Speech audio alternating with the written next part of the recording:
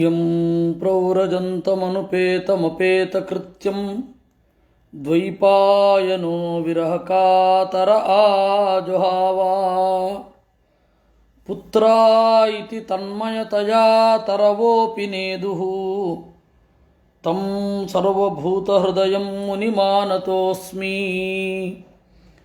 ಯಸ್ಯಾನುಭಾವಮಖಿಲಶ್ರುತಿಸಾರಮೇಕಂ ಅಧ್ಯಾತ್ಮದೀಪಮತಿತಿತೀರ್ಷತಾಂ ತಮೋಂಧಂ ಸಂಸಾರಿಣಾಂ ಕರುಣಯಾಃ ಪುರಾಣಗುಹ್ಯಂ ತಂ ವ್ಯಾಸಸೂನುಮುಪಯಾಮಿ ಗುರುಂ ಮುನೀನಾಂ ನಾರಾಯಣಂ ನಮಸ್ಕೃತ್ಯ ನರಂ ಚೈವ ನರೋತ್ತಮಂ ದೇವೀಂ ಸರಸ್ವತೀಂ ವ್ಯಾಸಂ ತತೋ ಗ್ರಂಥಮುದೀರಯೇ.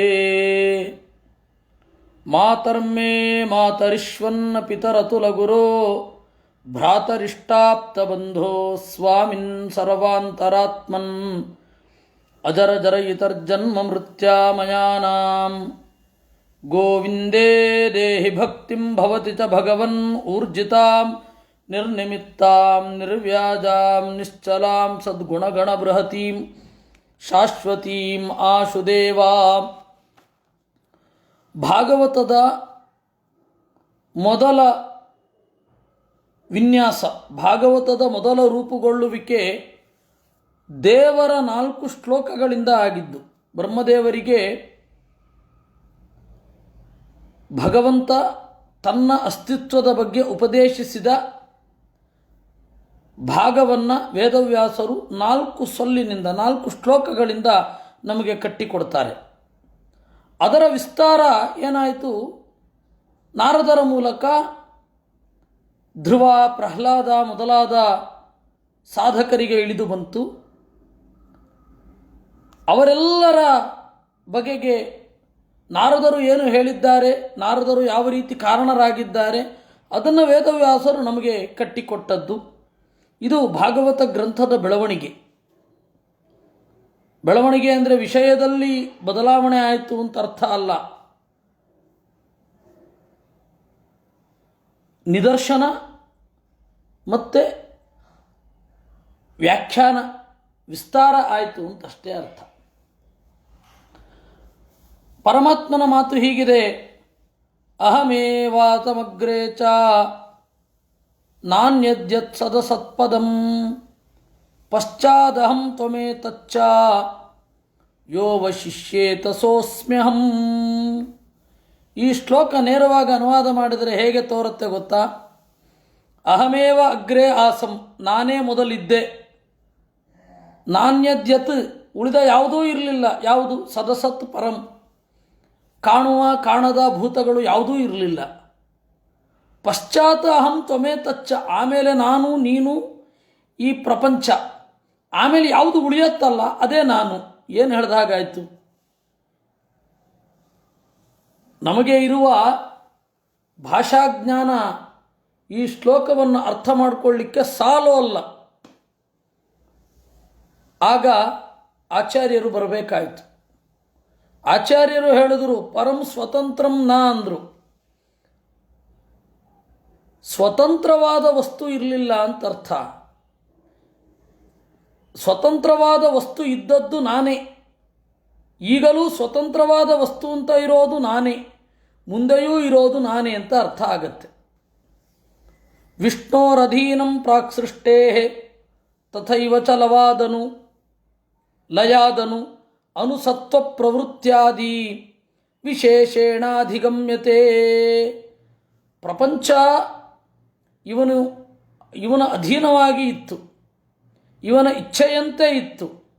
ಅಸ್ಯ ಸತ್ವ ಪ್ರವೃತ್ಯಾದಿ, ಇವನ ಅಸ್ತಿತ್ವ, ಈ ಪ್ರಪಂಚದ ಅಸ್ತಿತ್ವ, ಪ್ರವೃತ್ತಿ ಮೊದಲಾದವುಗಳೆಲ್ಲ ದೇವರಿಂದ ಆಗೋದು ಅಂತ ಇದರ ಧ್ವನಿ. ಸ್ವಾತಂತ್ರ್ಯಂ ಸ್ಥಿತಿಕಾಲೇತು ಕಥಂಚಿತ್ ಬುದ್ಧಿಮೋಹತಃ ಪ್ರತೀಯಮಾನಮಪಿತು ತಸ್ಮಿನ್ನೈವೇತಿ ಗಮ್ಯತಾಂ. ಸ್ಥಿತಿಕಾಲದಲ್ಲಿ ಯಾವುದೋ ಒಂದು ಹಂತದಲ್ಲಿ ನಾನು ಸ್ವತಂತ್ರ ಅಂತನ್ನುವ ಭ್ರಮೆ ಬರಬಹುದು. ಯೋಚನೆ ಮಾಡಿದಾಗ ಅದು ಭ್ರಮೆ ಅಂತ ಗೊತ್ತಾಗತ್ತೆ, ಅದು ಬುದ್ಧಿಮೋಹ. ಅದರಿಂದ ಹಾಗಲ್ಲ ಅಂತಲೇ ತಿಳಿದುಕೊಳ್ಳತಕ್ಕದ್ದು. ಜನಿಷ್ಯೇಹಂ ಲಯಿಷ್ಯೇಹಂ ಇತಿ ನಶ್ಯಭಿಸಂಧಿತಃ ಅಥೋ ಜೀವನಮಪ್ಯೇತತ್ ಭವೇತ್ ಈಶಾಭಿಸಂಧಿತಃ. ನಾನು ಹುಟ್ಟುತ್ತೇನೆ ಅಂತನ್ನುವ ಸಂಕಲ್ಪ ನಮಗಿರಲಿಲ್ಲ ಅನ್ನೋದನ್ನು ಗಮನಿಸಿಯೇ ನಾವು ಅಂದ್ಕೊಳ್ಬೇಕು ನಮ್ಮಲ್ಲಿ ತೋರುವ ಸ್ವಾತಂತ್ರ್ಯ ಇಲ್ಲ ಅಂತ. ಯಾರಾದರೂ ಅಪ್ಲಿಕೇಶನ್ ಹಾಕಿ ಹುಟ್ಟಿದ್ದಿದೆಯೋ, ಯಾರಾದರೂ ಇಂಥಲ್ಲಿ ನಾನು ಹುಟ್ಟಬೇಕು ಅಂತ ಹೇಳಿ ಅಂದುಕೊಂಡು ಹುಟ್ಟಿದ್ದಿದೆಯೋ? ಇಲ್ಲ. ನಾವ್ಯಾರೂ ಹಾಗೆ ಅಂದುಕೊಂಡಿಲ್ಲ ಅನ್ನೋದು ನಮಗೆ ಗೊತ್ತು. ಬೇರೆಯವರು ಯಾರೂ ಹೇಳಬೇಕಾಗಿಲ್ಲ, ವೇದ ಬಂದು ಹೇಳಬೇಕಾಗಿಲ್ಲ.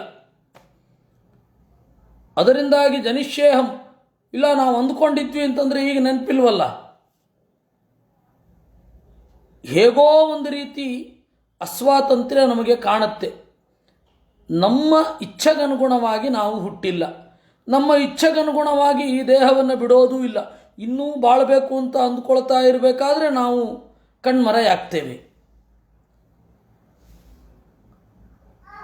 ಈ ಎರಡು ತುದಿಗಳು, ಒಂದು ಹುಟ್ಟು, ಇನ್ನೊಂದು ಸಾವು, ಎರಡೂ ಅಸ್ವತಂತ್ರ ಅಂತ ನಮಗೆ ಅನ್ನಿಸಿದಾಗ ನಮ್ಮ ಇಚ್ಛಾಪೂರ್ವಕವಾದ ಸಂಕಲ್ಪ ಇಲ್ಲಿ ಇಲ್ಲ ಅಂತಾದಾಗ ಮತ್ತೆ ಇನ್ನೆಲ್ಲೋ ಒಂದು ಜೀವನ ನಮ್ಮ ಸ್ವಾತಂತ್ರ್ಯಕ್ಕೆ ಒಳಪಟ್ಟಿದೆ ಅಂತ ಅನ್ನಿಸುತ್ತಾ?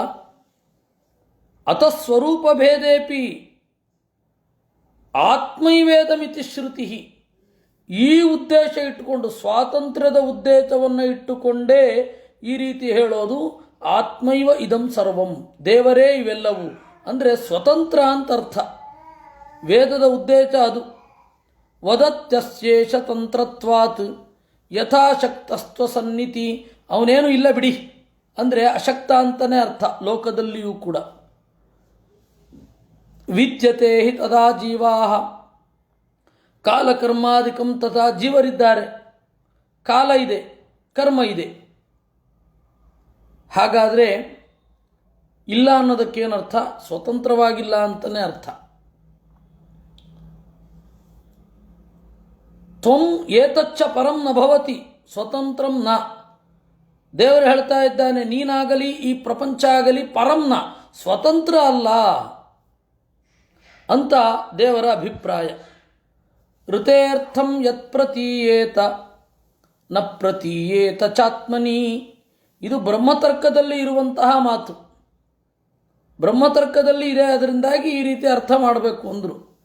ಋತೇರ್ಥಂ ಯತ್ ಪ್ರತೀಯೇತ ನ ಪ್ರತೀಯೇತ ಚಾತ್ಮನಿ ತದ್ವಿದ್ಯಾತ್ ಆತ್ಮನೋ ಮಾಯಾಂ ಯಥಾ ಭಾಸೋ ಯಥಾ ತಮಃ ಯಥಾ ಮಹಾಂತಿ ಭೂತಾನಿ ಭೂತೇಷು ಉಚ್ಚಾವಚೇಷು ತು ಪ್ರವಿಷ್ಟಾನಿ ಅಪ್ರವಿಷ್ಟಾನಿ ತಥಾ ತೇಷು ನ ತೇಷ್ವಹಂ.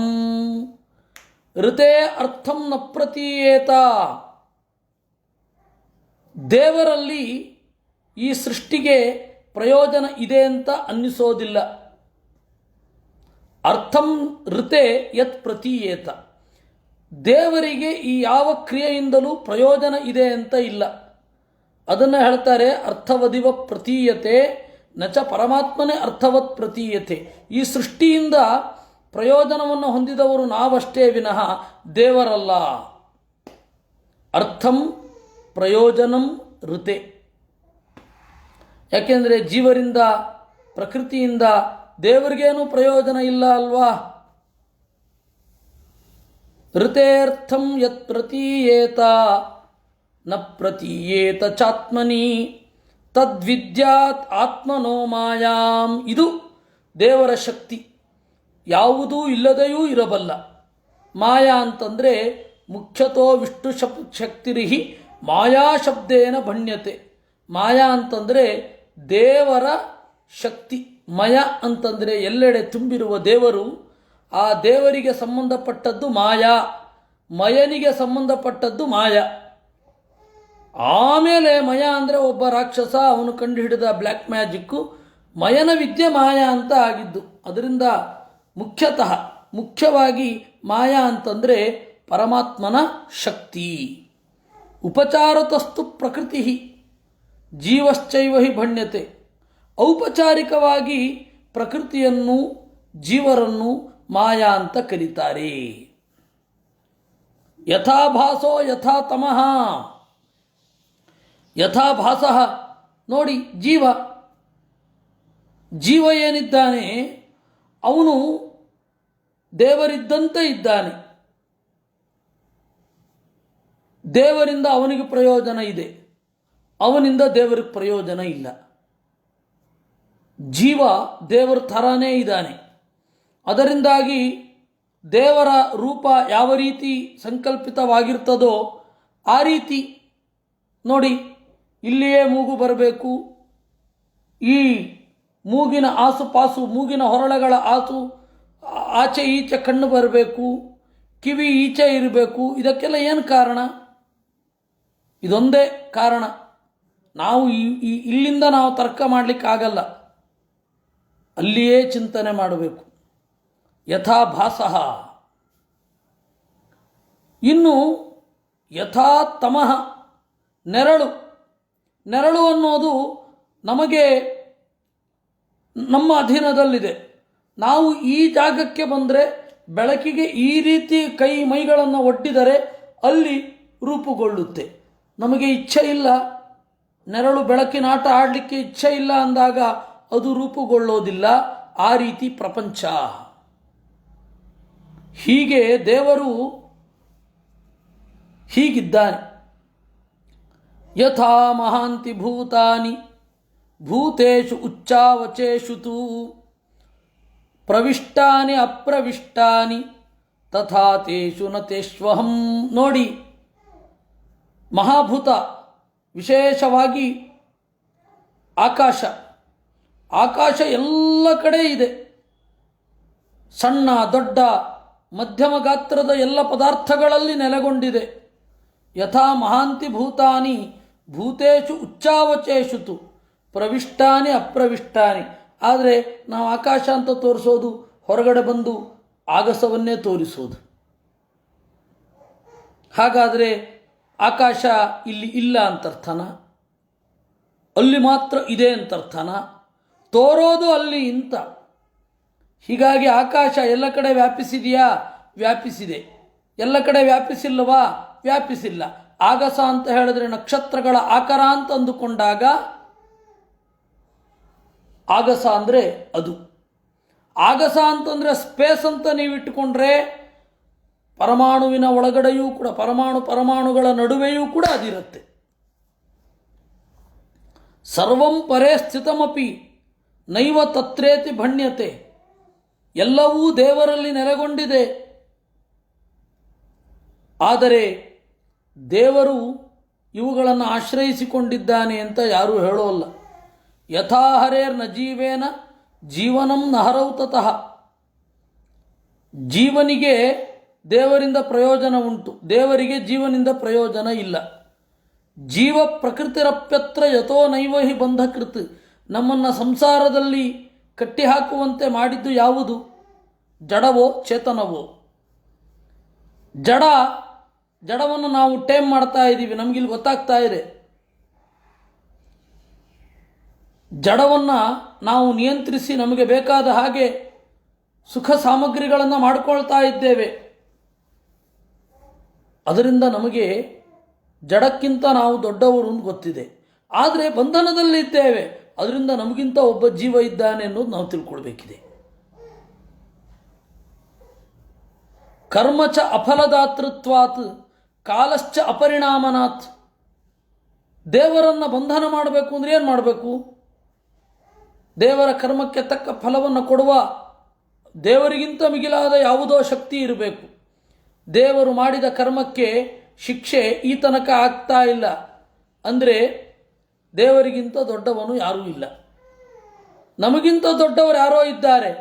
ಯಾಕೆ ಅಂದರೆ ನಾವು ಮಾಡಿದ ಸರಿ ತಪ್ಪುಗಳಿಗೆ ಶಿಕ್ಷೆಯನ್ನು ನಾವು ಅನುಭವಿಸ್ತಾ ಇದ್ದೇವೆ. ಆದ್ದರಿಂದ ಇದೆಲ್ಲ ನಮ್ಮ ಅನುಭವಕ್ಕೆ ಬರುವಂಥದ್ದು. ವೈಚಾರಿಕವಾಗಿ ಇದು ತರ್ಕ ಅಂತ ತಳ್ಳಿಬಿಡುವ ಹಾಗಿಲ್ಲ. ರಥಿನೋ ಯಥಾ ಛತ್ರ ಧರಾದ್ಯಾಸ್ತು ರಥಸ್ಥ ಅಪಿ ಸರ್ವಶಃ ರಥಿನೋ ನೈವ ಭಣ್ಯಂತೆ ಏವಂ ಹರಿಗತಾ ಅಪಿ. ರಥದಲ್ಲಿ ಇರುವ ಛತ್ರ, ಚಾಮರ, ಆಯುಧ ಇದೆಲ್ಲವೂ ಕೂಡ ರಥಿಗಳು ಅಂತ ಕರೆಯೋಲ್ಲ. ರಥವನ್ನು ತನ್ನ ಇಚ್ಛೆಯಂತೆ ಬಳಸುವವನನ್ನು ಮಾತ್ರ ರಥಿ ಅಂತ ಕರೆಯೋದು. ನೋಡು, ರಥದಲ್ಲಿ ಯಾರೋ ಬರ್ತಾ ಇದ್ದಾರೆ ಅಂತ ಬರುವಿಕೆ ಅನ್ನುವ ಕ್ರಿಯೆ ನೊಗದಲ್ಲಿ ಇದೆ, ಸಾರಥಿಯಲ್ಲಿ ಇದೆ, ಆಮೇಲೆ ಕುದುರೆಯಲ್ಲಿ ಇದೆ, ಧ್ವಜದಲ್ಲಿ ಇದೆ, ಎಲ್ಲ ಕಡೆ ಇದೆ. ಬಾನೆಟ್ ಬರ್ತಾ ಇದೆ ಇತಿ ನಕೋಪಿ ವದತಿ. ಪೆಟ್ರೋಲ್ ಟ್ಯಾಂಕ್ ಆಗಚ್ಚತಿ ಅಂತ ಹೇಳಿ ಯಾವನು ಹೇಳೋದಿಲ್ಲ. ಆವಾಗ ರಥ ಅಂದರೂ ಈಗ ಗಾಡಿ. ಆದರೆ ಅದೆಲ್ಲವೂ ಯಾರ ಇಚ್ಛೆಯಿಂದ ಬರ್ತಾ ಇದೆ ಅವನನ್ನು ಕಾರೊಳಗಡೆ ಇರೋ ವ್ಯಕ್ತಿ ಅಂತ ಅನ್ನೋದು. ಸೀಟು, ಟ್ಯಾಂಕು, ಕ್ಲಚ್ಚು, ಗೇರು ಯಾವುದನ್ನು ರಥಿ, ಕಾರಿನ ಮಾಲೀಕ, ಕಾರಲ್ಲಿ ಯಾರೋ ಬರ್ತಾ ಇದ್ದಾರೆ ಅಂತ ಅನ್ನೋಲ್ಲ. ಹಾಗೆ ದೇವರು ಪಂಚಭೂತಗಳ ಒಳಗಡೆಯೂ ಹೊರಗಡೆಯೂ ಇದ್ದಾನೆ. ಆದರೆ ದೇವರು ಜಗತ್ತಲ್ಲಿ ಇದ್ದಾನೆ ಎಂದ ಮಾತ್ರಕ್ಕೆ ದೇವರು ಜಗತ್ತಿನ ಆಧಾರ ಆಗುತ್ತಾನೆ ವಿನಃ ಜಗತ್ತಿನ ಅಸ್ತಿತ್ವವನ್ನು ಆಧರಿಸಿಕೊಂಡು ದೇವರಿಲ್ಲ. ಈ ಹಿನ್ನೆಲೆಯಲ್ಲಿ ದೇವರನ್ನು ಈ ತರಹ ಕರೀತಾರೆ.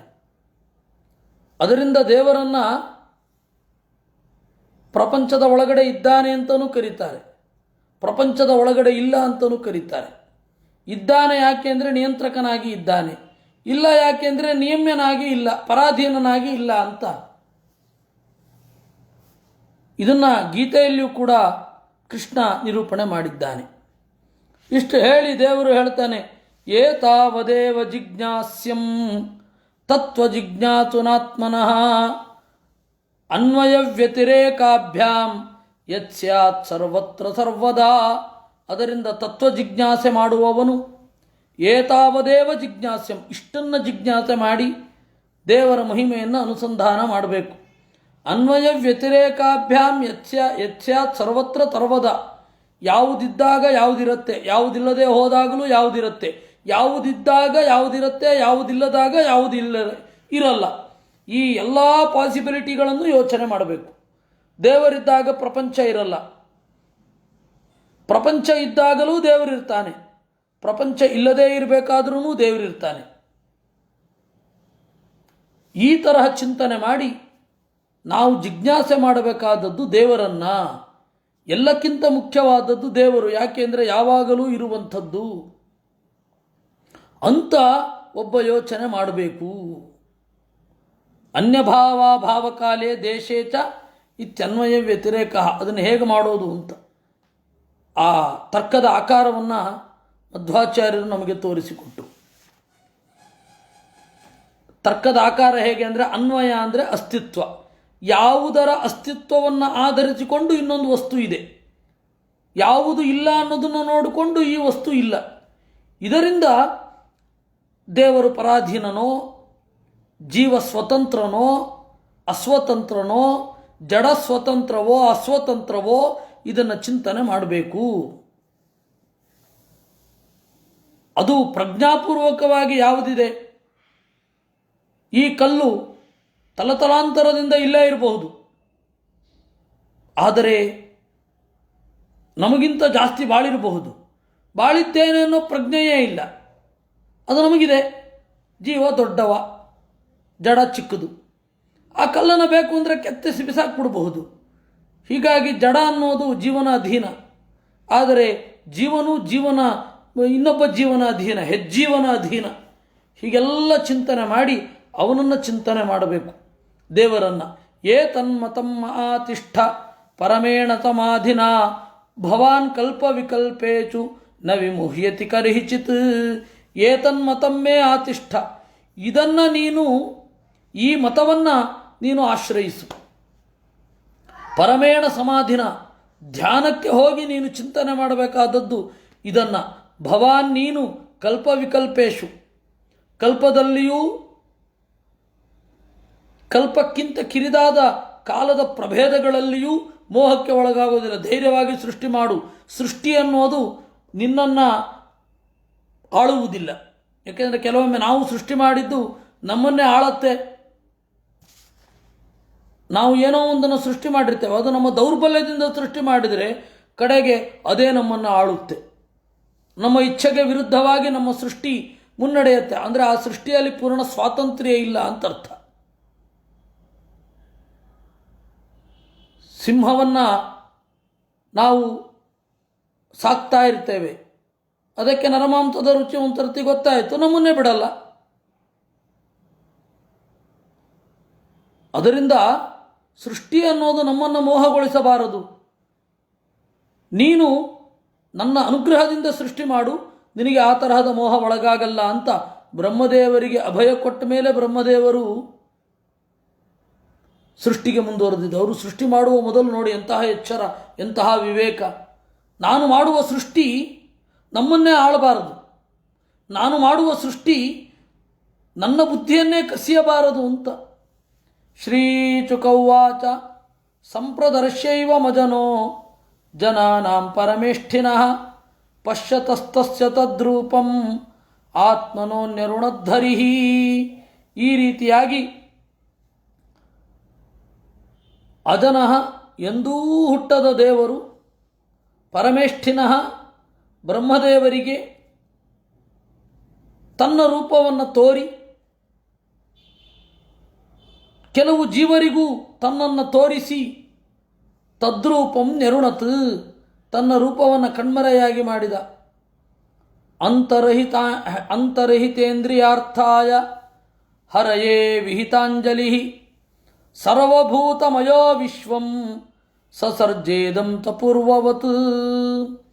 ಅಂತರ್ಹಿತೇಂದ್ರಿಯಾರ್ಥಾಯ, ಹೀಗೆ ದೇವರು ತನ್ನ ಎದುರಿನಿಂದ ಕಣ್ಮರೆಯಾದ ಮೇಲೆ ವಿಹಿತಾಂಜಲಿ ಕೈಗಳನ್ನು ಮುಗಿದ ಬ್ರಹ್ಮದೇವ ಸರ್ವಭೂತಮಯ ಆದ ಬ್ರಹ್ಮ ಈ ಪ್ರಪಂಚವನ್ನು ಸೃಷ್ಟಿ ಮಾಡಿದ. ಪೂರ್ವವತ್ತು ಸಸರ್ಜ, ಹಿಂದಿನಂತೆಯೇ ಸೃಷ್ಟಿ ಮಾಡಿದ. ಹಿಂದಿನಂತೆಯೇ ಸೃಷ್ಟಿ ಮಾಡಿದ ಅಂದರೆ ಸೃಷ್ಟಿ ಪ್ರತಿಯೊಂದು ಕಲ್ಪದಲ್ಲಿಯೂ ಇರುತ್ತೆ, ಹೀಗೇ ಇರುತ್ತೆ ಅಂತ ಹೇಳಿದ ಹಾಗಾಯಿತು. ಅದನ್ನೆಲ್ಲ ಸೇರಿಸಿಯೇ ಧಾತಾ ಯಥಾ ಪೂರ್ವಮ ಕಲ್ಪಯತ್ ಅಂತ ಹೇಳಿತು. ಇದೇನು ಸರ್ವಭೂತಮಯ ಅಂದರೆ? ಅದಕ್ಕೆ ಆಚಾರ್ಯರು ಅರ್ಥ ಬರೆದರು, ಸರ್ವಸ್ಯಾಪಿ ಪ್ರಧಾನತ್ವಾತ್ ಸಸರ್ವಮಯ ಈರ್ಯತೆ ಇತಿ ಚ. ಎಲ್ಲರಿಗೂ ಪ್ರಧಾನ ಆದ್ದರಿಂದ ಅವನು ಸರ್ವಮಯ. ಜೀವರಲ್ಲಿ ಪ್ರಧಾನ ಯಾರು ಅಂದರೆ ಬ್ರಹ್ಮದೇವರು. ಅವರು ಮೊದಲು ಈ ಪ್ರಪಂಚವನ್ನು ಹೇಗೆ ಸೃಷ್ಟಿ ಮಾಡಬೇಕು ಅಂತ ಯೋಚನೆ ಮಾಡಿದ್ದು. ಅವರ ಅರಿವು ಈ ಪ್ರಪಂಚದ ಸೃಷ್ಟಿಯಲ್ಲಿ ಪಾಲ್ಗೊಂಡದ್ದು. ಹೀಗಾಗಿ ಅವರು ಎಲ್ಲ ಜೀವರಲ್ಲಿ ಮಿಗಿಲು, ಎಲ್ಲ ಜೀವರಲ್ಲಿ ಪ್ರಧಾನ. ಪ್ರಜಾಪತಿರ್ಧರ್ಮಪತಿ ಏಕದಾ ನಿಯಮಾನ್ಯಮಾನ್ ಭದ್ರಂ ಪ್ರಜಾನಾಮನ್ವಿಚ್ಛನ್ ಅತರತ್ ಸ್ವಾರ್ಥಕಾಮ್ಯಯಾ. ಈ ರೀತಿ ಪ್ರಜಾಪತಿ ಧರ್ಮಪತಿ, ಮುಂದಿನ ಜನಾಂಗಕ್ಕೆ ಧರ್ಮದ ಪ್ರಾಥಮಿಕ ಪಾಠ ಹೇಳಿಕೊಡುವ ಪ್ರಜಾಪತಿ ಬ್ರಹ್ಮದೇವರು. ಏಕದಾ ಒಮ್ಮೆ ಪ್ರಜಾನಾಂ ಭದ್ರಮಿಚ್ಛನ್, ಮುಂದಿನ ಜನಾಂಗಕ್ಕೆ ಒಳಿತಾಗಲಿ ಅಂತ ಹೇಳಿ ಯಮಾನ್ ನಿಯಮಾನ್. ಯಮ ಅಂದರೆ ಸೆಲ್ಫ್ ಡಿಸಿಪ್ಲಿನ್, ನಿಯಮ ಅಂದರೆ ಸೆಲ್ಫ್ ಡಿಸಿಪ್ಲಿನ್, ಯಮ ಅಂತಂದರೆ ಪಬ್ಲಿಕ್ ಡಿಸಿಪ್ಲಿನ್. ಇವೆರಡನ್ನೂ ಕೂಡ ಹೇಳಿಕೊಟ್ಟ. ಯಾಕೆಂದರೆ ಮುಂದಿನ ಜನಾಂಗಕ್ಕೆ ಗೊತ್ತಾಗಬೇಕಿತ್ತಲ್ಲ. ಆದ್ದರಿಂದ ಅವನು ಹೇಳ್ಕೊಡ್ಲಿಲ್ಲ ಅಂದರೆ ಇನ್ಯಾರು ಹೇಳ್ಕೊಡ್ಬೇಕು. ಮಾಯಾಂ ತಂ ನಾರದ ಪ್ರಿಯತಮಃ ರಿಕ್ತಾದಾನಾಂ ಅನೂರತಃ ಶುಶ್ರೂಚಮಾಣಶೀಲೇನ ಪ್ರಶ್ರಯೇಣ ದಮೇನ ಚ. ನಾರದ ಪ್ರಿಯತಮಃ, ಅತ್ಯಂತ ಪ್ರಿಯನಾದ ನಾರದರು ಹೇಳ್ತಾರೆ, ರಿಕ್ತಾದಾನಾಂ ಅನೂರತಃ, ಯಾರು ಈ ಪ್ರಪಂಚದಲ್ಲಿ ಯಾವ ಆಸ್ತಿಯನ್ನು ತಮ್ಮದಲ್ಲ ಅಂತ ಅಂದುಕೊಂಡಿರ್ತಾರೆ ಅಂಥವರಲ್ಲಿ ಇದ್ದು ಚಿಂತನೆ ಮಾಡಿದ ಅಂಥವರ ಜೊತೆಗಾರನಾದ ನಾರದರು. ಯಾವ ವಸ್ತುವಿನ ಮೇಲೇನೂ ಅಧಿಕಾರವನ್ನು ಸ್ಥಾಪಿಸದವರು ಸಜ್ಜನರು. ಅಂತಹ ಸಜ್ಜನರನ್ನೇ ಅನುಸರಿಸಿರುವ ಅವರಿಗೆ ಪ್ರಿಯತಮನಾದ ನಾರದ ಬ್ರಹ್ಮದೇವರನ್ನು ವಿನಯದಿಂದಲೂ ಇಂದ್ರಿಯ ನಿಗ್ರಹಪೂರ್ವಕವಾಗಿಯೂ ತನ್ನ ಸ್ವಭಾವದಿಂದಲೂ ಸೇವೆ ಮಾಡಿದ. ಮಾಯಾಂ ವಿವಿಧಿಚುರ್ವಿಷ್ಣೋ ಮಾಯೇಶಸ್ಯ ಮಹಾತ್ಮನಃ ಮಹಾಭಾಗವತೋ ರಾಜನ್ ಪಿತರಂ ಪರ್ಯತೋಷಯತ್. ವಿಷ್ಣೋ ಪರಮಾತ್ಮನ ಮಾಯಾಂ ಮಹತ್ವವನ್ನು ವಿವಿಧುಷು ತಿಳಿಯಲು ಬಯಸಿ ಮಹಾಭಾಗವತಃ ಭಗವದ್ಭಕ್ತನಾದ ಆ ನಾರದರು ಪಿತರಂ ತಂದೆಯನ್ನು ಪರ್ಯತೋಷಯತ್ ಸೇವೆ ಮಾಡಿ ಸಂತಸಗೊಳಿಸಿದರು. ತುಷ್ಟಂ ನಿಶಾಮ್ಯ ಪಿತರಂ ಲೋಕಾನಾಂ ಪ್ರಪಿತಾಮಹಂ ದೇವರ್ಷಿ ಪರಿಪಪ್ರಚ್ಛ ಯನ್ಮಾಂ ಭವಾನ್ ಯನ್ಮಾನು ಪೃಚ್ಛತಿ. ತಂದೆಗೆ ಸಂತೋಷ ಆಯಿತು. ಆಗ ದೇವರ್ಷಿಗಳಾದ ನಾರದರು, ನೀನು ನನಗೆ ಏನು ಪ್ರಶ್ನೆ ಕೇಳಿದ್ದೀಯಲ್ಲ, ಆ ಪ್ರಶ್ನೆಯನ್ನೇ ಪರೀಕ್ಷಿತ್ ರಾಜನೇ ಅವರ ಅಪ್ಪನಿಗೂ ಕೇಳಿದರು. ತಸ್ಮಾ ಇದಂ ಭಾಗವತಂ ಪುರಾಣಂ ದಶಲಕ್ಷಣಂ ಪ್ರೋಕ್ತಂ ಭಗವತಾ ಪ್ರಾಹ ಪ್ರೀತ ಪುತ್ರಾಯ ಭೂತಕೃತ್. ಆಗ ಬ್ರಹ್ಮದೇವರು ತನ್ನ ಮಗನಾದ ನಾರದರಿಗೆ 10 ಲಕ್ಷಣಗಳನ್ನು ಒಳಗೊಂಡ ಈ ಭಾಗವತ ಪುರಾಣವನ್ನು ನುಡಿದರು. ನಾರದ ಪ್ರಾಹ ಮುನಯೇ ಸರಸ್ವತ್ಯಾಸ್ತಟೇ ನೃಪ ಧ್ಯಾಯತೆ ಬ್ರಹ್ಮ ಪರಮಂ ವ್ಯಾಸಾಯಾಮಿ ತತೇಜತೆ. ಇದು ಶುಕಾಚಾರ್ಯರ ಮಾತು. ನಾರದ ಪ್ರಾಹ ಮುನಯೇ, ನಾರದರು ಸರಸ್ವತಿ ತಟದಲ್ಲಿ ನಮ್ಮ ತಂದೆ ವೇದವ್ಯಾಸರಿಗೆ, ದೇವರನ್ನು ಕುರಿತು ಚಿಂತನೆ ಮಾಡುವವರಿಗೆ ವೇದವ್ಯಾಸರಿಗೆ ಈ ಪುರಾಣವನ್ನು ಪಾಠ ಹೇಳಿದರು. ಹೀಗೆ ಬ್ರಹ್ಮದೇವರ ಪರಂಪರೆಯಿಂದ ಭಾಗವತ ಇಳಿದು ಬಂದದ್ದು ಅಂತ ಹೇಳ್ತಾ ಇದ್ದಾರೆ. ಇಲ್ಲಿ ಆಚಾರ್ಯರು ಒಂದು ಭಾಷ್ಯ ಬರೀತಾರೆ. ಹರಿರ್ವ್ಯಾಸಾದಿರೂಪೇಣ ಸರ್ವಜ್ಞೋಪಿ ಸ್ವಯಂ ಪ್ರಭು ಶೃಣೋತಿ ನಾರದಾದಿಭ್ಯ ಮಾಯೈ ಮೋಹಾಯೈಚಾಂ ಪ್ರಸಿದ್ಧಯೇ ಇತಿ ಪಾದ್ಮೆ. ವೇದವ್ಯಾಸರು ಸರ್ವಜ್ಞರಾಗಿದ್ದರು, ನಾರದರಿಂದ ಕೇಳಿದಂತೆ ನಟಿಸ್ತಾರೆ. ಯಾಕೆಂದರೆ ನಾರದರಿಗೆ ಪ್ರಸಿದ್ಧಿ ಬರಲಿ ಎನ್ನುವ ಪ್ರೀತಿಯಿಂದ. ಆಮೇಲೆ ಒಂದು ಅರ್ಥ ಗೊತ್ತೇ ಇದೆಯಲ್ಲ, ದುರ್ಜನರು ಹೀಗೆ ಅಂದುಕೊಳ್ಳಿ ವೇದವ್ಯಾಸರಿಗೆ ಗೊತ್ತಿರಲಿಲ್ಲ ತಿಳ್ಕೊಂಡ್ರು ಅಂತ, ಅದಿದ್ದೇ ಇದೆ. ಯದುತಾಹಂ ತ್ವಯಾ ಪೃಷ್ಟಃ ವೈರಾಜಾತ್ ಪುರುಚಾದಿದಂ ಯಥಾಸೀತ್ ತದುಪಾಖ್ಯಾಸ್ಯೆ ಪ್ರಶ್ನಾನನ್ಯಾಂಶ್ಚ ಕೃತ್ಸ್ನಚಃ. ನೀನು ನನಗೇನು ಪ್ರಶ್ನೆ ಕೇಳಿದೆಯಲ್ಲ, ಆ ಎಲ್ಲ ಪ್ರಶ್ನೆಗಳು ಕೂಡ ನಾರದರು ವೇದವ್ಯಾಸರಿಗೆ ಬ್ರಹ್ಮದೇವರಿಗೆ ಕೇಳಿದ್ದು. ಅದರಿಂದಾಗಿ ಪರಂಪರೆಯಿಂದ ಈ ಪ್ರಶ್ನೆ ಇದೆ, ಪರಂಪರೆಯಿಂದ ಈ ಉತ್ತರ ಇದೆ. ಯಾವುದೇ ಒಂದು ಹಳೆಯ ಪ್ರಶ್ನೆಗೆ ಹೊಸ ಉತ್ತರ ಅನ್ನೋದಿರೋದಿಲ್ಲ. ಇದು ಹಳೆಯ ಪ್ರಶ್ನೆ. ಅದರಿಂದ ನಾನು ಇದನ್ನು ಹೇಳ್ತೇನೆ. ಇಲ್ಲಿ ವೈರಾಜಾತ್ ಪುರುಷಾದಿದಂ ಯಥಾ ಆಸೀತ್, ವಿರಾಟ್ ರೂಪಿ ಪರಮಾತ್ಮನಿಂದ ಯಾವುದು ಸೃಷ್ಟವಾಯಿತೋ ಅದರ ಬಗ್ಗೆ ಹೇಳ್ತೇನೆ ಅಂತ. ವಿರಾಟ್ ಬ್ರಹ್ಮ ಸಮುದ್ದಿಷ್ಟ ತದ್ಗತ ಪರಮೋಯಮತಃ. ವಿರಾಟ್ ಅಂತಂದರೆ ಬ್ರಹ್ಮದೇವರು, ಅದರ ಒಳಗಡೆ ಅವನ ಅಂತರ್ಯಾಮಿಯಾದವ ನಾರಾಯಣ ವೈರಾಜ.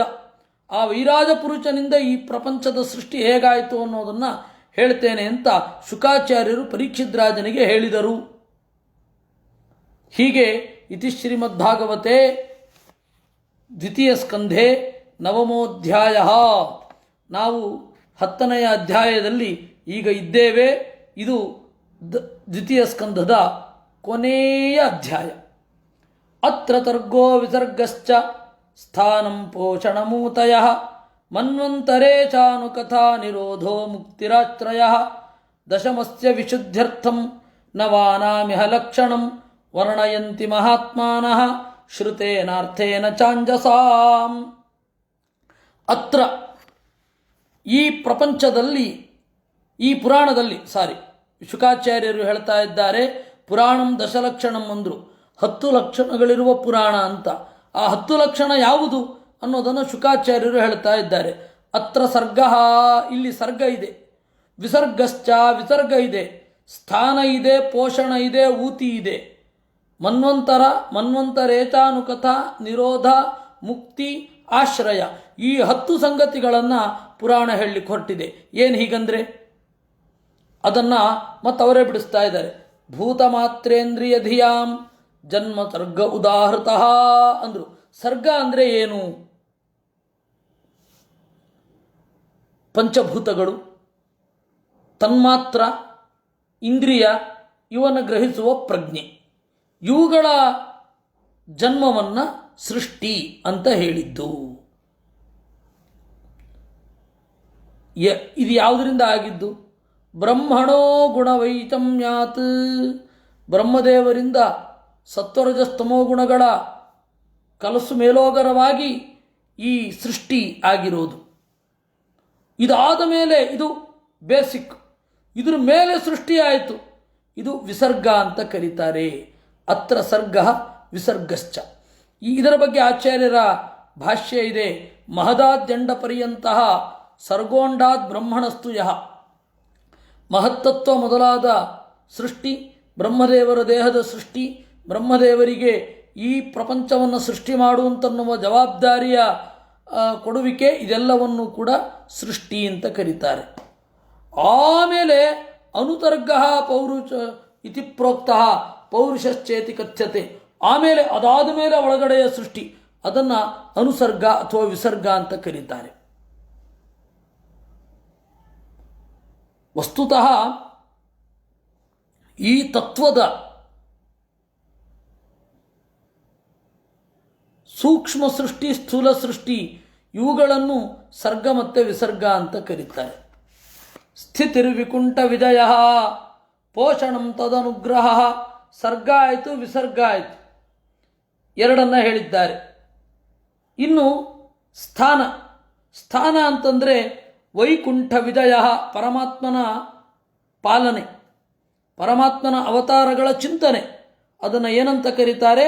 ಸ್ಥಿತಿ ಅಂತ ಕರೀತಾರೆ. ಪೋಷಣಂ ಅಂದರು ನಾಲ್ಕನೆಯದ್ದು. ತದನುಗ್ರಹ, ದೇವರು ತನ್ನ ಭಕ್ತರಿಗೆ ಯಾವ ರೀತಿ ಅನುಗ್ರಹ ಮಾಡ್ತಾನೆ ಅಂತ. ಮನ್ವಂತರಾಣಿ ತದ್ಧರ್ಮ ಊತಯ ಕರ್ಮವಾತನಾ. ಮನ್ವಂತರಗಳ ಬಗೆ ಏನು?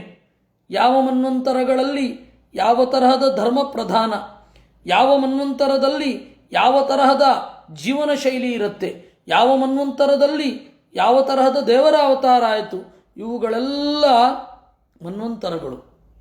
ಊತಯ ಕರ್ಮವಾತನಾ. ಊತಿ ಅಂದರೆ ಜೀವರ ಯಾವ ಯಾವ ಕರ್ಮಕ್ಕೆ ಯಾವ ಯಾವ ರೀತಿಯಾದ ಫಲ. ಇನ್ನು ಈಶಾನುಕಥಾ ಅವತಾರಾನುಚರಿತಂ ಹರೇಶ್ಚಾಸ್ಯಾನುವರ್ತಿನಾಂ ಪುಂಸಾಂ ಈಶಕಥಾ ಪ್ರೋಕ್ತ ನಾನಾಖ್ಯಾನೋಪಬೃಂಹಿತ. ದೇವರ ಅವತಾರ, ದೇವರ ಭಕ್ತರ ಸಂಕಲ್ಪಪೂರ್ವಕವಾದ ಹುಟ್ಟು, ನಾನು ದೇವರ ಸೇವೆ ಮಾಡಬೇಕು, ಈ ತರಹದ ಅವತಾರ ಮಾಡಿರುವ ದೇವರಿಗೆ ಈ ತರಹದ ಸೇವೆ ಮಾಡಬೇಕು ಅನ್ನುವ ಸಂಕಲ್ಪ ಏನಿದೆ, ಅದನ್ನು ಈಶಕಥಾ ಅಂತ ಕರೀತಾರೆ. ಆ ಭಕ್ತರ ಕಥೆ ಮತ್ತು ದೇವರ ಕಥೆ ಎಲ್ಲ ಸೇರಿಯೇ ದೇವರ ಕಥೆ. ಇನ್ನು ನಿರೋಧ. ನಿರೋಧೋಸ್ಯಾನುಚಯನಂ ಆತ್ಮನಸ್ಸಹ ಶಕ್ತಿಭಿ. ದೇವರು ತನ್ನ ಶಕ್ತಿಯನ್ನು ಉಪಸಂಹಾರ ಮಾಡಿಕೊಂಡು ಏನು ತನ್ನ ಕ್ರಿಯೆಯನ್ನು ನಿಲ್ಲಿಸ್ತಾನೆ, ಅದನ್ನು ನಿರೋಧ ಅಂತ ಕರೀತಾರೆ. ಮುಕ್ತಿರ್ಹಿತ್ವಾನ್ಯಥಾ ರೂಪಂ ಸ್ವರೂಪೇಣ ವ್ಯವಸ್ಥಿತಿ. ಮುಕ್ತಿ ಅಂತ ಅಂದರೆ ಜೀವರು ತಮ್ಮ ಅನ್ಯಥಾ ರೂಪ, ತಮ್ಮ ಆವರಣವನ್ನು ಕಳಚಿಕೊಂಡು ತಮ್ಮ ಸ್ವರೂಪದಲ್ಲಿ ಏನಿರ್ತಾರೆ ಅದನ್ನು ಏನಂತ ಕರೀತಾರೆ? ಮುಕ್ತಿ ಅಂತ ಹೇಳ್ತಾರೆ. ಇದರ ಬಗ್ಗೆ ಆಚಾರ್ಯರು ಬರೆದಿದ್ದಾರೆ. ಅನುಶಯ ಅನ್ನೋದಕ್ಕೆ ಅನುಪ್ರವಿಶ್ಯ ಪರಮಂ ಜೀವಸ್ಯ ಶಯನಂತು ಯತ್ ಸಹೈವ ಶಕ್ತಿಭಿಸ್ವೀಯೈ ಇಚ್ಛಾದ್ಯೈರಪ್ರಕಾಚಿತೈ ಸ ನಿರೋಧ ಇತಿ ಪ್ರೋಕ್ತಃ. ನಿರೋಧ ಅಂತ ಹೇಳಿದ್ರೆ ದೇವರು ಎಲ್ಲ ಜೀವರನ್ನು ತನ್ನ ಹೊಟ್ಟೆ ಒಳಗಡೆ ಇಟ್ಕೊಂಡಿರ್ತಾನೆ.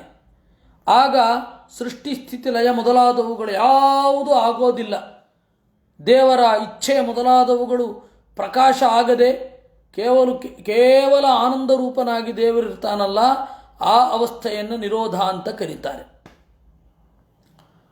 ಆಮೇಲೆ ಮುಕ್ತಿ. ಆ ಮುಕ್ತಿ ಆಗೋದು ಜೀವರಿಗೆ, ದೇವರಿಗಲ್ಲ. ದೇವರು ನಿತ್ಯ ಮುಕ್ತ. ಅದನ್ನು ಹೇಳಿದ್ರು ಸ್ವರೂಪೇಣ ವ್ಯವಸ್ಥಿತಿ, ತನ್ನ ಉಳಿದದ್ದನ್ನೆಲ್ಲ ತೊರೆದು ಸ್ವರೂಪದಿಂದ ಇರೋದೇನಿದೆ ಅದನ್ನು ಮುಕ್ತಿ ಅಂತ ಕರೀತಾರೆ. ಆಭಾಸಶ್ಚ ನಿರೋಧಶ್ಚ ಯತಸ್ತದ್ಯತ್ರ ಮೀಯತೆ ಸ ಆಶ್ರಯ ಪರಂ ಬ್ರಹ್ಮ ಪರಮಾತ್ಮೇತಿ ಶಬ್ದತೆ. ಆಭಾಸಃ ತನ್ನಂತೆ ಇರುವ ಸೃಷ್ಟಿ, ನಿರೋಧ ಪ್ರಳಯ, ಈ ಎಲ್ಲ ತರಹದ ಕ್ರಿಯೆಗಳಿಗೆ ಆಸರೆಯಾದ ದೇವರನ್ನು ಆಶ್ರಯ ಅಂತ ಕರೀತಾರೆ. ಸ ಆಶ್ರಯ ಪರಂ ಬ್ರಹ್ಮ ಪರಮಾತ್ಮೇತಿ ಕಥ್ಯತೆ ಅಥವಾ ಶಬ್ದತೆ. ಹೀಗೆ 10 ಸಂಗತಿಗಳನ್ನು ಪುರಾಣ ಹೇಳುತ್ತೆ. ಇದನ್ನು ಬೇರೆ ಬೇರೆ ಪುರಾಣಗಳು 5 ಅಂತಲೂ ಹೇಳಿವೆ. ಅತ್ರ ಸರ್ಗಶ್ಚ ಪ್ರತಿಸರ್ಗಶ್ಚ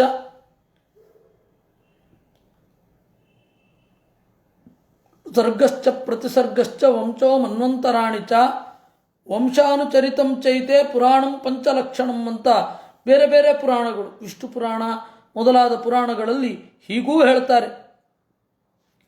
ಅದರಿಂದ ಈ ತರಹದ 10 ಸಂಗತಿಗಳನ್ನು ಭಾಗವತ ನಿರೂಪಣೆ ಮಾಡುತ್ತೆ. ಆಧ್ಯಾತ್ಮಿಕೋ ಯಪುರುಷಃ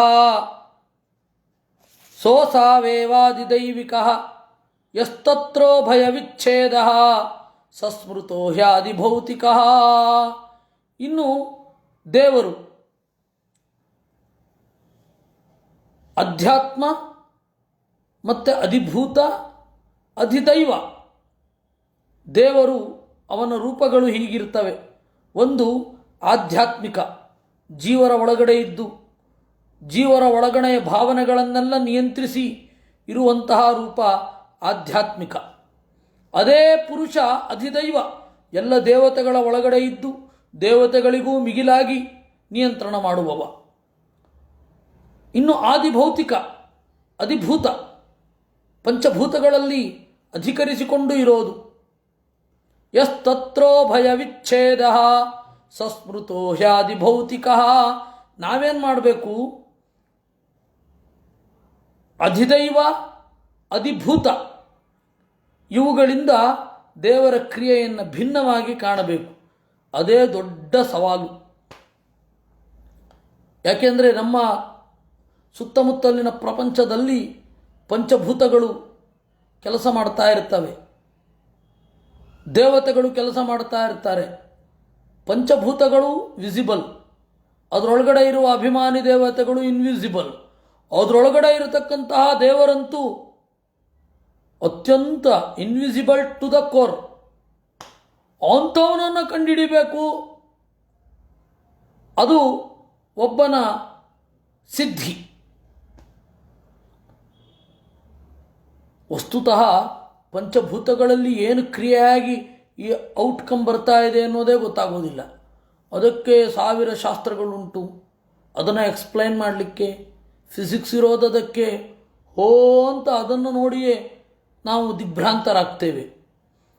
ಅದನ್ನು ದಾಟಿ ಹೋಗಿ ಈ ಪಂಚಭೂತಗಳ ಕ್ರಿಯೆಯಿಂದ ಮನಸ್ಸು ದಿಗ್ಭ್ರಾಂತಿಗೊಂಡಿರುತ್ತೆ. ಅದನ್ನು ಸಾವರಿಸಿಕೊಂಡು ಇಲ್ಲ ಇನ್ಯಾವುದೋ ಒಂದು ತತ್ವ ಇದೆ ಅಂತ ಅಲ್ಲಿಗೆ ಹೋಗಬೇಕು, ಅದರಾಚೆಗೆ ಹೋಗಬೇಕು. ದೇವತೆಗಳನ್ನು ನಿಯಂತ್ರಣ ಮಾಡುವವ ಇನ್ಯಾರೋ ಇದ್ದಾನೆ ಅಂತ. ಇವೆಲ್ಲ ಬಹಳ ಕಷ್ಟದ ಕೆಲಸ, ಬಹಳ ಕಷ್ಟದ ಕೆಲಸ. ಅದಕ್ಕೆ ಹೇಳಿದರು ಎಸ್ತತ್ರ ಉಭಯ ವಿಚ್ಛೇದ ಅಂತ. ಇವಾಗ ಕಣ್ಣು ಮತ್ತು ಕಣ್ಣಿನ ಕಾಂತಿ, ನನಗೆ ಕಣ್ಣಿದೆ ಅಂತ ಹೇಳಿ ನಾನು ಬೇರೆ ವಸ್ತುಗಳನ್ನು ಕಾಣ್ತಾ ಇರೋದ್ರಿಂದ ನನಗೆ ಗೊತ್ತಾಗೋದು. ಇಷ್ಟು ವಿಚಿತ್ರ. ನಮ್ಮ ಕಣ್ಣನ್ನು ನಾವು ನೋಡಲಿಕ್ಕಾಗಲ್ಲ. ಕನ್ನಡಿಯಲ್ಲಿ ನೋಡ್ತೇವೆ ಅಂತ ಅನ್ನಬಹುದು, ಅದು ಉಲ್ಟಾ ಕಾಣ್ತಾ ಇರುತ್ತೆ. ಕನ್ನಡಿಯಲ್ಲಿ ನೋಡೋದಕ್ಕೂ ಈ ಕಣ್ಣು ಬೇಕು. ಇಷ್ಟು ವಿಚಿತ್ರ. ಅದರಿಂದಾಗಿ ಎಸ್ತತ್ರ ಉಭಯ ವಿಚ್ಛೇದ, ಅದನ್ನು ಭೇದಿಸಿ ದೇವರ ಅಸ್ತಿತ್ವವನ್ನು ಅರ್ಥ ಮಾಡಿಕೊಳ್ಬೇಕು. ಅದನ್ನು ಹೇಳಿದ್ರು ಆದಿಭೌತಿಕೇನ ರೂಪೇಣ ಹಿ ಚಕ್ಷು ಪ್ರಕಾಶಯೋ ಸಮ್ಯ ಪರಿಜ್ಞಾನ. ಮತ್ತು ಈ ಮೂರರಲ್ಲಿಯೂ ದೇವರ ರೂಪಗಳಿದೆ, ಅದನ್ನು ಇನ್ನೂ ಗಮನಿಸಿಕೊಳ್ಳಬೇಕು. ಹೀಗಾಗಿ ರೂಪ, ಯಾವುದೇ ಒಂದು ಪದಾರ್ಥದ ರೂಪ, ರಸ, ಗಂಧ, ಸ್ಪರ್ಶ ಇದು ಅಧಿಭೂತ. ಈ ರೂಪವನ್ನು ನಿಯಂತ್ರಣ ಮಾಡತಕ್ಕಂತಹ ಮನುಷ್ಯನ ಬುದ್ಧಿ, ಆ ಇನ್ವಿಸಿಬಲ್ ಆಗಿರುವ ಬುದ್ಧಿಯನ್ನು ನಿಯಂತ್ರಣ ಮಾಡುವ ದೇವರು. ಯಾಕೆಂದರೆ ಆ ಸ್ಕಿಲ್ ಬೇಕಲ್ಲ, ಅಭಿಮಾನಿ ದೇವತೆಗಳು ಅದೆಲ್ಲ ಅಧಿದೈವ. ಅದರಾಚೆ ಇರತಕ್ಕಂತಹ ದೇವರು ಅವನ ಅಧ್ಯಾತ್ಮ. ಯಾವ ರೀತಿಯಿಂದ ನೋಡಿದ್ರೂ ನಾವು ಅಚ್ಚರಿಯ ಕಡಲಲ್ಲಿ ಬೀಳಬೇಕು. ಇವು ಮೂರು ಒಟ್ಟಿಗೆ ಇರಬೇಕು. ಅಧಿಭೂತ, ಅಧಿದೈವ, ಅಧ್ಯಾತ್ಮ. ಇವು ಮೂರು ಒಟ್ಟಿಗೆ ಇದ್ದರೆ ಒಂದು ಕೆಲಸ ಆಗ್ತಾ ಇರುತ್ತೆ. ಇವು ಮೂರು ಬಿಡಿಬಿಡಿಯಾಗಿರಲ್ಲ, ಯಾಕೆಂದರೆ ದೇವರು ಸಮಷ್ಟಿಯಾಗಿ ಇದನ್ನು ಸೃಷ್ಟಿ ಮಾಡಿರೋದು. ಇವು ಒಟ್ಟಿಗೆ ಇರಲಿ ಅಂತಲೇ. ಏತದೇಕತಮಾಭಾವೇ ಯದಾ ನೋಪಲಭಾಮಹೇ ತ್ರಿತಯಂ ತತ್ರ ಯೋ ವೇದ ಸ ಆತ್ಮ ಸ್ವಾಶ್ರಯಾಶ್ರಯ. ಇದರಲ್ಲಿ ಯಾವುದೋ ಒಂದಿಲ್ಲದೆ ಹೋದರೂ ಇನ್ನೊಂದು ಗೊತ್ತಾಗಲ್ಲ. ಎದುರುಗಡೆ ವಸ್ತು ಇದೆ, ಕಣ್ಮುಚ್ಕೊಂಡಿದ್ದೆವು, ಎದುರುಗಡೆ ಇದ್ದ ವಸ್ತು ಗೊತ್ತಾಗಲಿಲ್ಲ. ಎದುರುಗಡೆ ವಸ್ತು ಇದೆ, ಇವನಿಗೆ ಅದು ಏನು ಅಂತ ತಿಳಿಯೋ ಸಾಮರ್ಥ್ಯವೇ ಇಲ್ಲ, ಆಗ ವಸ್ತು ಇದ್ದು ಪ್ರಯೋಜನ ಇಲ್ಲ. ಎದುರುಗಡೆ ವಸ್ತು ಇಲ್ಲ, ಇದೆ ಅಂತ ಹೇಳಿ ಇವನಿಗೆ ಭ್ರಮೆ ಇರುತ್ತೆ. ಮನೋರೋಗ ಇದ್ದವರು ಇರ್ತಾರಲ್ಲ, ಇಲ್ಲದ್ದನ್ನು ಇದೆ ಅಂತ ಅಂದುಕೊಳ್ಳುವವರು. ನೋಡಿ, ಅಲ್ಲಿಲ್ಲ, ಇದೆ ಅಂತ ಇವನಿಗನ್ಸಿದೆ, ಅದರಿಂದಾಗಿ ದೇಹದ ಮೇಲೆ ಅದರ ಪರಿಣಾಮಗಳೆಲ್ಲ ಹಾಗೆ ಆಗ್ತದೆ. ಏತದೇಕತಮಾಭಾವಿ, ಇವು ಮೂರೂ ಒಟ್ಟಿಗೆ ಇಲ್ಲದೆ ಹೋದರೆ, ಅಧಿಭೂತ, ಅಧಿದೈವ, ಅಧ್ಯಾತ್ಮ ಮೂರೂ ಒಟ್ಟಿಗೆ ಇಲ್ಲದೆ ಹೋದಾಗಲೂ ಕೂಡ ಯಾವುದೋ ಒಂದು ಇರುತ್ತಲ್ಲ, ಅದನ್ನು ಗ್ರಹಿಸುವವ ಜೀವ. ಆ ಜೀವನಿಗೆ ಆಶ್ರಯನಾದವನೊಬ್ಬ ಇರ್ತಾನೆ, ಅವನನ್ನು ದೇವರು ಅಂತ ತಿಳಿಬೇಕು ಅಂತಾರೆ. ಸುಪ್ತ್ಯಾದಾವಪಿ ಸರ್ವಂ ವೇತ್ತಿ ಜೀವಾನಾಂ ತಪರಃ. ಜೀವನಿಗೆ ತನ್ನ ಸುಪ್ತಿಯಲ್ಲಿ ತನ್ನ ಬಗೆಗೆ ಸ್ಫುಟವಾದ ಜ್ಞಾನ ಇರಲ್ಲ. ನಾನು ಜೀವ ಅಂತ ಇರುತ್ತೆ, ದೇಹದ ಪ್ರಜ್ಞೆ ಇರಲ್ಲ, ಅವನು ಮಾಡ್ತಾ ಇದ್ದ ಕೆಲಸದ ಪ್ರಜ್ಞೆ ಇರಲ್ಲ, ಯಾವ ಅಹಂಕಾರ ಮಮಕಾರಾದಿಗಳೂ ಇರಲ್ಲ.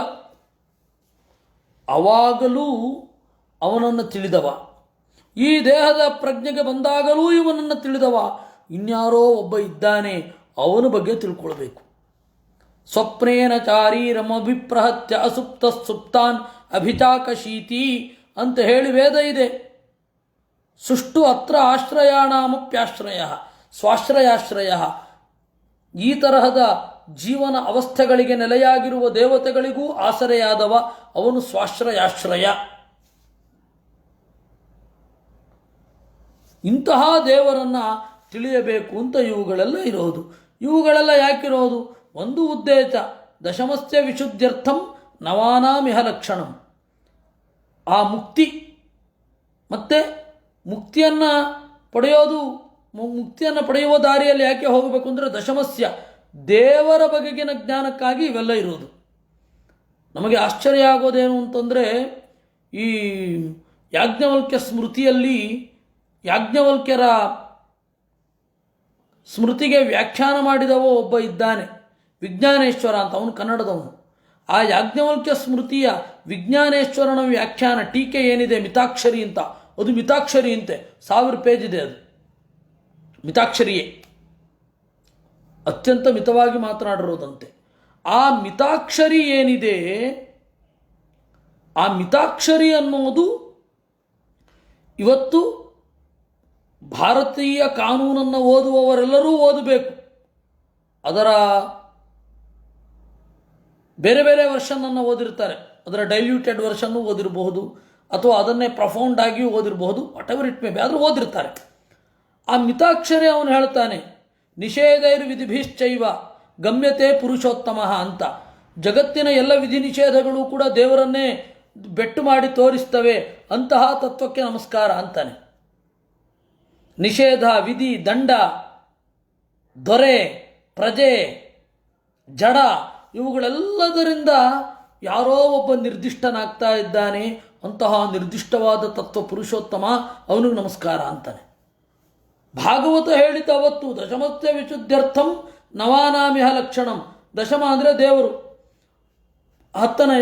ಹತ್ತನೆಯವನನ್ನು ತಿಳಿದುಕೊಳ್ಳಿಕ್ಕೆ ಇದೆಲ್ಲ ಇರೋದು ಈ ಪ್ರಪಂಚದ ನಿಯಮಗಳು, ಪ್ರಪಂಚದ ಅಪವಾದಗಳು ಎಲ್ಲವೂ ಇರೋದು ಅಂತಂದರು. ಅದನ್ನು ಆಚಾರ್ಯರು ಹೇಳಿದ್ರು, ದಶಮಸ್ಯ ವಿಶುದ್ಧ್ಯರ್ಥಂ ಅಂತ. ಇಷ್ಟು ಹೇಳಿ ಶುಕಾಚಾರ್ಯರು ಹೇಳ್ತಾರೆ, ಪುರುಚೋಂಡಂ ವಿನಿರ್ಭಿದ್ಯ ಯದಾತೌ ತ ವಿನಿರ್ಗತಃ ಆತ್ಮನೋ ನಯಮನ್ವಿಚ್ಛನ್ ಸೋ ಅಪೋಸ್ತ್ರಾಕ್ಷಿ ಶುಚೀ ತಾಸು ಅವಾತ್ಸೀತ್ ಸ್ವಸೃಷ್ಟಾಸು ಸಹಸ್ರ ಪರಿವತ್ಸರಾನ್ ತೇನ ನಾರಾಯಣೋ ನಾಮ ಯದಾ ಪುರುಚೋದ್ಭವಾ. ಪುರುಚಃ ದೇವರು, ಎಲ್ಲರ ಅಂತರ್ಯಾಮಿಯಾದ ದೇವರು. ಅಂಡಂ ವಿನಿರ್ಭಿದ್ಯ, ಈ ಗಟ್ಟಿ ಕವಚದ ಅಂಡವನ್ನು ಸೀಳಿ, ಯದಾತೌ ಸವಿನಿರ್ಗತಃ, ಹೊರಗಡೆ ಬಂದ ಅಂದರೆ ಢಬಕ್ಕಂತ ಎರಡು ಸೀಳಾಗೋಯ್ತು, ಆ ಎರಡು ಹೋಳುಗಳ ನಡುವೆ ಬಂದ ಅಂತ ಅರ್ಥ ಅಲ್ಲ. ಆಚಾರ್ಯರು ಬರೆದ್ರು ವಿನಿರ್ಗತಃ ಪ್ರಕಾಶಿತಃ ಅಂತ. ಅವನಿದ್ದಾನೆ ಅಂತ ತತ್ವಾಭಿಮಾನಿ ದೇವತೆಗಳಿಗೆ ಸ್ಫುಟವಾಗಿ ಗೊತ್ತಾಗಿದ್ದನ್ನು ಅವನು ಸೀಳ್ಕೊಂಡು ಹೊರಗಡೆ ಬಂದದ್ದು ಅಂತ ಹೇಳಿದ್ದಷ್ಟೇ. ಬ್ರಹ್ಮಾಂಡದ ಒಳಗಡೆ ಇರುವ ದೇವರು ಬ್ರಹ್ಮಾಂಡದ ಹೊರಗೂ ಇದ್ದಾನೆ ಅಂತನ್ನುವ ತತ್ವಾಭಿಮಾನಿ ದೇವತೆಗಳ ಜ್ಞಾನವನ್ನೇ ಹೇಳಿದ್ದು ಸೀಳಿಕೊಂಡು ಹೊರಗಡೆ ಬಂದ ಅಂತ. ಅಂದರೆ ನಾವು ಎರಡು ಸೀಳಾಯಿತು, ದೇವರು ಹೊರಗಡೆ ಬಂದ ಅಂತ ಅರ್ಥ ಮಾಡಬಾರ್ದು ಅಂತಾರೆ ಆಚಾರ್ಯರು. ಸ್ಪಿರಿಟನ್ನು ತಿಳ್ಕೊಳ್ಬೇಕು. ಸ್ತಂಭಂ ವಿನಿರ್ಭಿದ್ಯ ಅಂತ ಬರುತ್ತಲ್ಲ, ಸ್ತಂಭಂ ವಿನಿರ್ಭಿದ್ಯ ಅಂದರೆ ಕಂಬ ಸೀಳಲೇಬೇಕು ಅಂತ ಇಲ್ಲ. ಕಂಬ ಸೀಳಿರಬಹುದು, ಕಂಬ ಸೀಳಿದೆಯೂ ಹೊರಗಡೆ ಬಂದಿರಬಹುದು, ಗೊತ್ತಿಲ್ಲ. ಅದು ಕಂಬ ಮುರಿದು ಬಿತ್ತು, ಅದರ ತುಂಡು ಆಚೆ ಈಚೆ ಎಲ್ಲ ಹರಡಿತು, ಅದರಿಂದಾಗಿ ತಾರಸಿವಿಕಾಯಿತು, ಆ ಥರ ಏನು ಚಿಂತನೆ ಮಾಡಬೇಕಾಗಿಲ್ಲ. ಹೇಗೂ ಆಗಬಹುದು, ಗೊತ್ತಿಲ್ಲ. ದೇವರ ಶಕ್ತಿ ಇದೆ ಅಷ್ಟೇ. ಅದು ಅಲ್ಲ, ಕಂಬ ಮುರಿಬಾರದು ಅಂತನೂ ಇಲ್ಲ, ಕಂಬ ಮುರಿಬೇಕು ಅಂತನೂ ಇಲ್ಲ, ಏನೂ ಇಲ್ಲ. ಹಾಗೇ ಹೊರಗಡೆ ಬರ್ಬೋದು ಅವನು. ಅದರಿಂದ ಯಾಕೆಂದರೆ ಆಚಾರ್ಯರು ಆ ರೀತಿ ಅರ್ಥ ಮಾಡಿದ್ದಾರೆ. ವಿನಿರ್ಗತಃ ಪ್ರಕಾಶಿತಃ. ವಿನಿರ್ಗತ ಅಂದರೆ ಅದನ್ನು ಸೀಳ್ಕೊಂಡು ಹೊರಗಡೆ ಬಂದ ಅಂತ ಅರ್ಥ ಅಲ್ಲ. ಮತ್ತೆ ತೋರಿದ. ಅಂಡಂ ಪ್ರವಿಷ್ಟೋ ಯೋ ವಿಷ್ಣು ಸೋಂಡಂ ಭಿತ್ವಾ ಪ್ರಕಾಶಿತಃ ಸೋಪೋಸೃಜತ್ ತಥೋ ನರೋ ನಾಚಾತ್ ಪರೋಯತಃ. ನರ ಅಂತಂದರೆ ಎಂದೂ ನಾಚವಿಲ್ಲದ ದೇವರು. ದೇವರನ್ನು ಒಳಗೊಂಡ ಅತ್ಯಂತ ಆಣವಕ ಕಣಗಳು ಏನಿದೆ ಅದು ನಾರ. ಆ ನಾರದಲ್ಲಿ ಮಲಗಿದ್ದಾನೆ ನೀರು. ಅದರಿಂದಾಗಿ ಅವನನ್ನು ನಾರಾಯಣ ಅಂತ ಕರೀತಾರೆ. ಅದು ಒಟ್ಟಿಗೆ ಸೃಷ್ಟಿಯಾಗಲಿಲ್ಲ. ನಾವೇನು ಬೈಬಲ್ನವರಲ್ಲ. ಅಲ್ಲಿ ಹೇಳೋದು ಹೇಗೆ ಅಂತಂದರೆ, ದೇವರು 6 ದಿವಸ ಸೃಷ್ಟಿ ಮಾಡಿದ, 7ನೇ ದಿವಸ ಸುಸ್ತಾಯಿತು, ಮಲಗಿಕೊಂಡ. ಅದರಿಂದಾಗಿ ಶುಕ್ರವಾರ ಮೊದಲು ಸಬ್ಬತ್ತಿದ್ದದ್ದು. ಈಗ ಸಂಡೇ ಮಾಡಿದ್ದಾರೆ, ಇರಲಿ, ಸಂಡೇ ಇಸ್ ಹಾಲಿಡೇ ಈಗ ಮಾಡಿದಿರೋದು. ಆವಾಗ ಹಾಗಿರಲಿಲ್ಲ ಮೊದಲು. ಅದು ಅವರ ಒಳಗಡೆಯ ಪರಿಣಾಮಗಳು. ಬದಲಾವಣೆ ಎಲ್ಲ ಕಡೆ ಆಗತ್ತಲ್ಲ. ನಮ್ಮಲ್ಲಿ 2 ತಿಂಗಳಿದ್ದದ್ದು 2 ವರ್ಷ ಪರ್ಯಾಯ ಆಗಲಿಲ್ವೇ? ಹಾಗೆ ಎಲ್ಲ ಕಡೆ ಪರಿಣಾಮಗಳಿರ್ತದೆ. ಅಲ್ಲಿ ಅವನೇನು ಮಾಡಿದ, ಒಂದು ಏನು ಹೊರಗಡೆ ಬಂದು ಮಲಗಿದ. 1000 ವರ್ಷಗಳ ಕಾಲ ಮಲಗಿದ. ಅಂದರೆ ಆಲ್ ಆಫ್ ಎ ಸಡನ್ ಸೃಷ್ಟಿ ಆಗಲಿಲ್ಲ, ಕ್ರಮೇಣ ಸೃಷ್ಟಿ ಬೆಳೀತು ಅಂತಲೇ ಅರ್ಥ.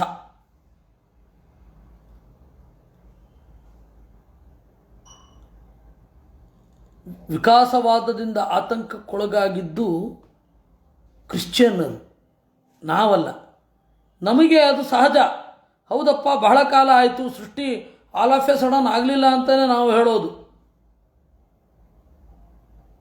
ವಿಕಾಸದ ಹಾದಿಯಲ್ಲಿ ಸಂಕೋಚವೂ ಇರುತ್ತೆ, ಸಂಕೋಚ ಆಗಿ ಮತ್ತೆ ವಿಕಾಸ ಆಗತ್ತೆ ಅಂತ ನಾವು ಹೇಳ್ತೇವಷ್ಟೇ. ಮತ್ತು ಆ ವಿಕಾಸ ಅನ್ನೋದು ಬುದ್ಧಿಪೂರ್ವಕ ಅಂತ. ಎರಡೇ ನಮ್ಮ ಪಾಯಿಂಟು. ಮತ್ತು ಅವನು ಏನು ನೋಡಿದ್ನೋ, ಆಗಿನ ಕಾಲದ ಪುಟ್ಟ ಹಲ್ಲಿಗಳು, ನಾವು ಈಗ ಚಿಕ್ಕ ದೇಹವನ್ನು ಪಡೆದದ್ರಿಂದ ಆ ಹಲ್ಲಿಯೇ ಇವ್ರಿಗೆ ಡೈನೋಸಾರ್ ಹಾಕ್ಕೊಂಡಿರ್ಬೋದು, ಯಾರಿಗೂ ಗೊತ್ತು. ಹೇಗೂ ಅವಶೇಷಗಳ ಮೇಲೆ, ಫಾಸಿಲ್ಸಿನ ಮೇಲೆ ತರ್ಕ ಮಾಡೋದಲ್ವಾ, ಅದನ್ನು ಹೆಂಗೆ ಬೇಕಾದ್ರೂ ತರ್ಕ ಮಾಡಬಹುದು. ಅದರಿಂದ ಬಹಳ ಕಾಲ ತೆಗೆದುಕೊಂಡ ಸಹಸ್ರ ಪರಿವತ್ಸರಾನ್ ಹೇಳುತ್ತೆ ಭಾಗವತ. ತಾಸು ಸ್ವಸೃಷ್ಟಾಸು ಸಹಸ್ರ ಪರಿವತ್ಸರಾನ್ ಅವಾತ್ಸೀತ್. ದೀರ್ಘಕಾಲ, ದೇವತೆಗಳ ದೀರ್ಘಕಾಲ ಅಲ್ಲಿಯೇ ಮಲಗಿದ್ದ. ಆದ್ದರಿಂದಾಗಿ ಅವನು ನಾರಾಯಣ ಅಂತ ಹೆಸರಾಯಿತು.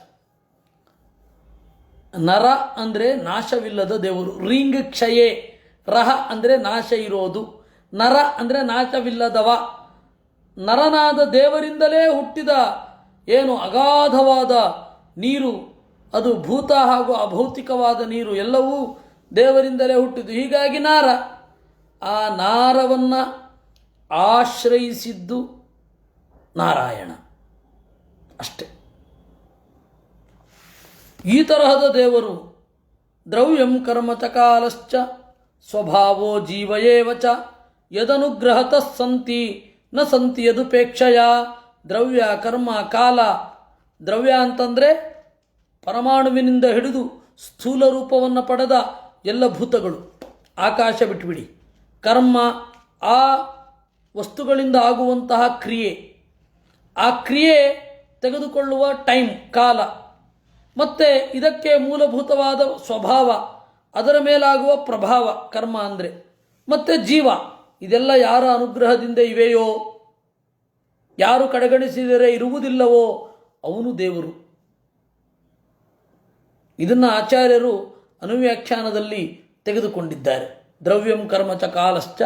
ನಿಮಗೆ ಅನುವ್ಯಾಖ್ಯಾನದಲ್ಲಿ ಮತ್ತು ಭಾಗವತ ಇದು ಗೀತಾ ತಾತ್ಪರ್ಯದಲ್ಲಿ ಭಾಗವತದ ಮಾತುಗಳಿಂದಲೇ ಸಮರ್ಥನೆ ಮಾಡಿರುವುದು. ಏಕೋ ನಾನಾತ್ವಮನ್ವಿಚ್ಛನ್ ಯೋಗತಲ್ಪಾತ್ ಸಮುತ್ಥಿತಃ ವೀರ್ಯಂ ಹಿರಣ್ಮಯಂ ದೇವೋ ಮಾಯಯ ವ್ಯಸೃಜತ್ ತ್ರಿಧಾ ಅಂದರು. ಏಕಃ ದೇವರು, ನಾನಾತ್ವಂ ಅನ್ವಿಚ್ಛನ್, ವಸ್ತುಗಳಿಗೆ ಅನುಗುಣವಾಗಿ ಥರಥರದ ರೂಪವನ್ನು ಬಯಸಿ, ಯೋಗತಲ್ಪಾತ್ ಸಮುತ್ಥಿತಃ, ನಾನು ಇನ್ನು ಸೃಷ್ಟಿ ಮಾಡಬೇಕು ಅಂತ ಸಂಕಲ್ಪಿಸಿದ್ದನ್ನೇ ಎದ್ದಿದ್ದು ಅಂತಾರೆ. ದೇವರಿಗೆ ನಿದ್ರೆ ಇಲ್ವಲ್ಲ. ಯೋಗತಲ್ಪ ಅಂತಂದರೆ ನಿದ್ರೆಯ ಆಕೃತಿ, ನಿದ್ರೆಯ ಮುದ್ರೆ, ನಿದ್ರೆ ಇದ್ದಂತೆ ತೋರಿದ ಅಷ್ಟೇ. ಈಗ ಪುಸ್ತಕ ಮುದ್ರೆ ಅಂತ ಇರುತ್ತೆ, ಅದು ಪುಸ್ತಕ ಅಂತ ಅರ್ಥ ಅಲ್ಲ. ಈ ತರಹ ಹಿಡಿದುಕೊಂಡ್ರೆ ನೋಡಿ, ಹೀಗೆ ಹಿಡಿದುಕೊಂಡ್ರೆ ಹಯಗ್ರೀವ ದೇವರು ಪುಸ್ತಕ ಮುದ್ರೆ, ಮುದ್ರೆ ಅಂದರೆ ಅದನ್ನು ತೋರಿಸ್ಬೇಕು, ಅದಿರಬಾರ್ದು,